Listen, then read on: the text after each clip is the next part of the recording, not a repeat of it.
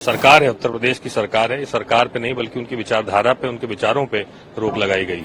हमारा एप्रीहेंशन था कि इससे समाज में विभाजन पैदा होगा। सुप्रीम कोर्ट ने इसका नोटिस लिया। धन्यवाद।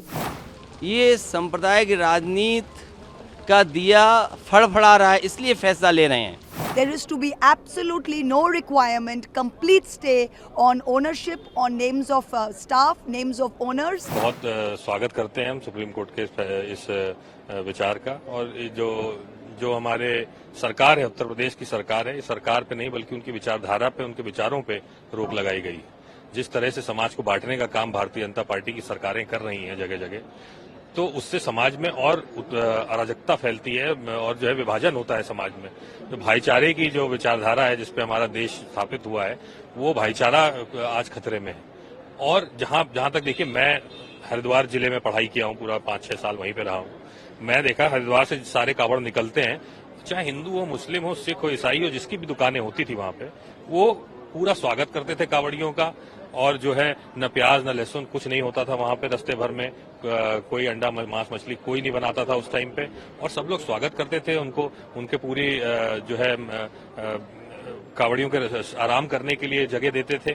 तो बहुत ही प्रेम भावना से ये कार्य होता था।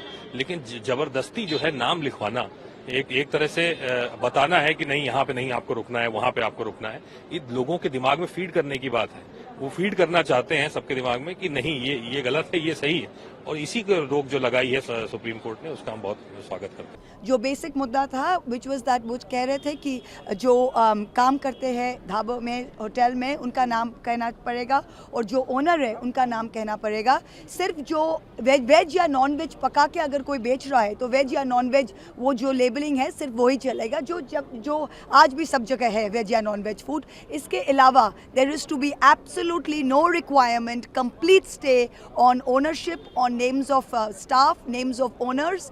एंड जैसे एक रेडी वाला को लिखना, जो फल बेच रहा है वहाँ पे लिखना पड़ रहा था आरिफ फल वाला, तो इस देश में रह के अगर किसी को अपना नाम और नाजी जर्मनी का जैसा अपने स्लीव में रहना हो, I am very glad that we stood up. I am very thankful to my party and to my leader Mamata Banerjee, who has always stood out against anything unconstitutional, or thankful to the Supreme Court for standing by us.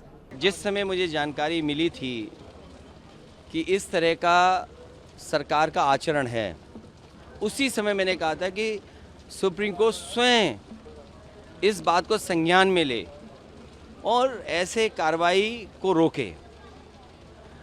जैसे दिया बुझने से पहले फड़फड़ाता है, जो सांप्रदायिक राजनीति खत्म हुई है, ये सांप्रदायिक राजनीति का दिया फड़फड़ा रहा है, इसलिए फैसला ले रहे हैं।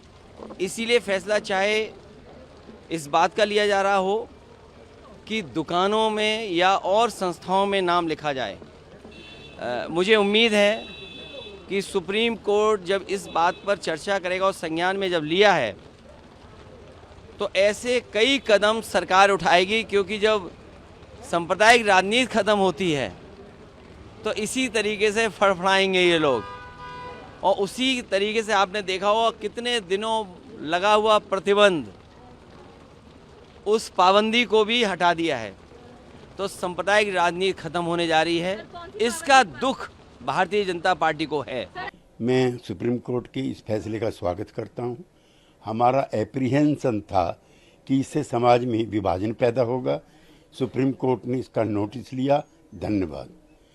नंबर 2, मैं चाहता हूं कि इस कांवड़ यात्रा के समूचे रूट पर शराब और मांस की दुकानों पर प्रतिबंध लगाया जाए, ताकि जो तीर्थयात्री हैं उनको धार्मिक राहत की सांस मिल सके।